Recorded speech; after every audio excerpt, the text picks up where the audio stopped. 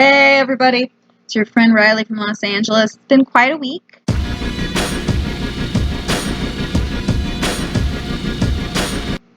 Cut my own hair with some scissors, and I'm pretty grateful that the Zoom thing is so grainy because then you can't tell if I did badly.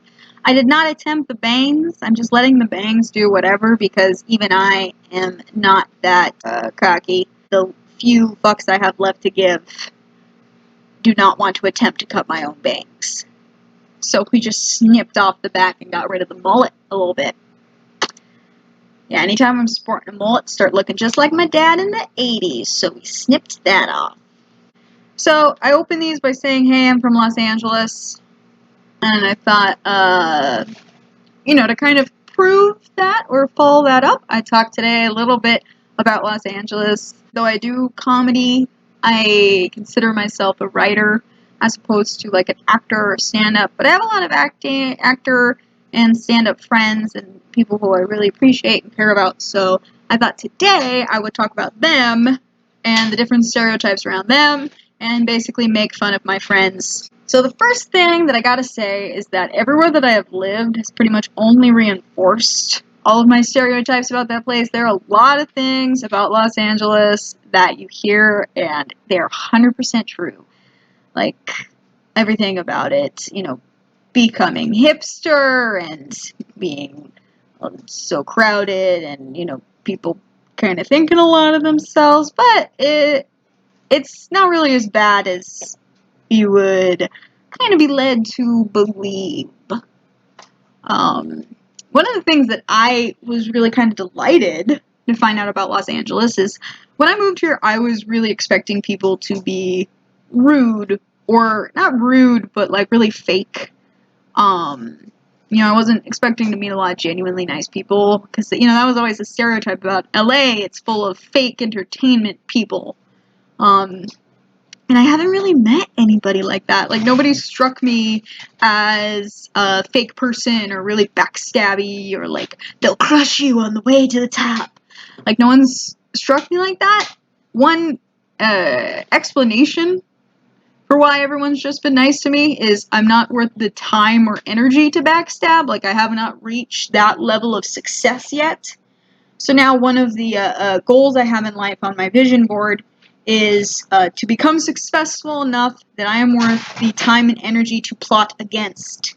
I think that's a pretty good marker for success. But thus far, none of that. Everyone's just nice, want to collaborate with you. People are always looking to network. So, if you're not at least interested in what they're interested in, maybe they're not going to spend a bunch of time. But, just a lot of ambitious, mostly pleasant people that I have come into contact with over about a year that I've been here. Granted, haven't been here very long, and now a big chunk of that time has been in quarantine, so we'll see. I'll check back with you in a year. Let's see if I've changed my idea about Los Angeles people. I think actors have a lot of stereotypes, though, that don't really, that aren't really fair and they don't really deserve, or that they totally deserve, but for different reasons than you might think. So one of the actor stereotypes that you hear a lot is that actors are totally self-absorbed narcissists. Actor types, they're totally into themselves. And the thing is I'm not going to argue with this, but the amount of rejection that a working actor has to go through just over the regular course of their life, their ego has to be massive and covered in armor. Like, you have to harden your idea of your self-worth in order to work in the entertainment business in general, but definitely for acting. I've got a couple of stories from some of my friends on this, and I noted them down because I wanted to get the language of the rejection right for some of these. So, one of my friends flew on her own dime to Seattle for an audition. Like, she paid for it. It was for a callback. So, if you don't know industry lingo, a callback is you've gone to the first audition that your agent got, and then they called you back because they want to see you again. They're actually considering you for the part. This is a huge deal. I mean, that's pretty exciting, right? Most of my actor friends, after they've been here, if people have been here a while, they don't get hella excited over a callback, at least the first round. But it's still like a really big deal, and you got to do it. You got to get through that round if you want to actually book a job. So she spent her own money on a ticket to Seattle to do this callback audition. And she comes back and she gets the feedback from the casting director. She didn't get the part because, quote, you're not thin enough and you've got a smoker's voice. Ow. Alright, that is withering. Alright, you need a massive, massive ego to withstand that kind of thing. This is, I had another friend that she was like, actually, she was an extra for something, and she got put into the needs makeup line. So there was people at the front who the director said did not need makeup, and then there was a row of people at the back who did need makeup. I mean, that stings. And this is just like a run-of-the-mill, whatever is the worst thing, like the thing you are most insecure about as a person, if you want to be an actor, you are going to get that told to you over and over again, and it's going to be labeled as the reason you're not successful. I have a friend, she's a Disney princess. I'm not going to give any clues as to her identity because I don't want her to get like tackled by Disney operatives and like retrained or something. But so she's a Disney princess, and she went into work one day with a little bit of chin acne. You know, it happens. We all get it. Again, I'm glad that Zoom's kind of blurry, because then you can't really tell if I'm dealing with it right now. I am. Stress is hard.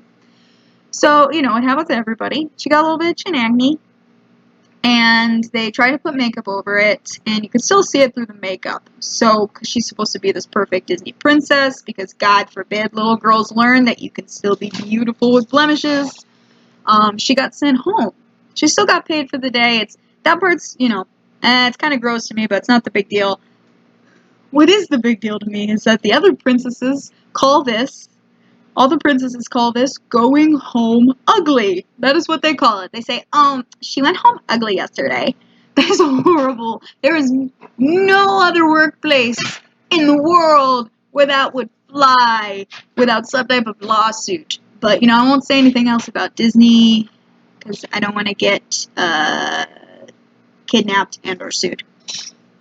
So I feel like I totally understand when my actor friends kind of seem like they have an inflated sense of self-worth, because you need to be able to hear all this horrible stuff about the way you look and sound and act, this thing that you love to do. You have to get all this mean feedback, and you've got to be able to take it with a grain of salt and go, you know what, you're wrong, I'm awesome.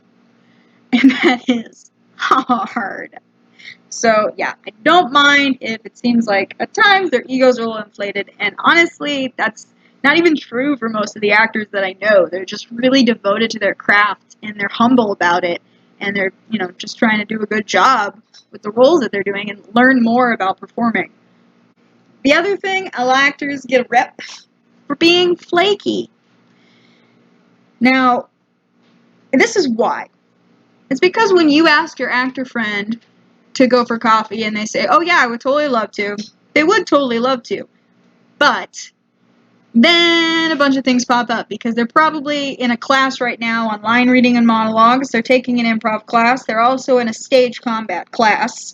And to afford all of that schooling and also living in Los Angeles, they're probably working 2 part-time jobs that actually both have full-time hours, but they're called part-time so their bosses don't have to pay them full-time salaries and give them health insurance. And added on top of that, they're also called off to auditions at like a moment's notice, and this is what their job is. You know, you would never call, if you were out gonna get coffee with a nurse and she got called into her shift, you would never be like, that nurse is so flaky. And I think if we've learned one thing from quarantine, it's that for our mental health and well-being, performance and performers and creatives are hugely important. So, yeah, that's another thing that I don't get upset with my actor friends for being quote-unquote flaky, especially if it's something that's like a class they're taking or an audition. You know, I'm always down for them to cancel on me, bail on me for an audition, because that is exciting and that's their job, that's their career. And it's super important to have these people out there making this content, like me, making this content for you. Because this is the thing about actresses. So I'll have people over for a party. Some of them will be my acting friends, and they will be, just like smashed for hours, and then drunkenly they'll be doing a bar crawl, and then at 4 a.m. they're like passed out on your living room floor, and then they'll all of a sudden hop up and be like, oh, I've got an early bird shift at Starbucks tomorrow because I had to move my schedule in order to hit an audition, so bye, and then they'll just walk out. And that's called work ethic. Because if there's one thing I've learned about Los Angeles, is that partying is networking. Right? Movies show, like, Hollywood parties. Like, they're this perk of being a performer, of being famous. But really, actors and stand-ups that everybody put a lot of work into their time spent partying. This is a network opportunity, and it is not just fun for them. It is not like, ooh, these are the spoils of my lifestyle. No, it is time that they are putting in order to make contacts and move up in their job. It's like conferences or other things for more like 9-to-5 jobs. This is their networking time. And I know they consider it networking because most of the actor types I know would kill a nun in order to be able to sleep more. Right? They would much rather be just like dead asleep in their bed by midnight every night, sleeping like a baby, than out. But you got to make contacts and you got to meet people. And in Los Angeles, bar hopping, partying, meeting people like that, getting drinks after class with people, that seems to be the best way to meet people. I don't know. That's what I've noticed thus far about actor types.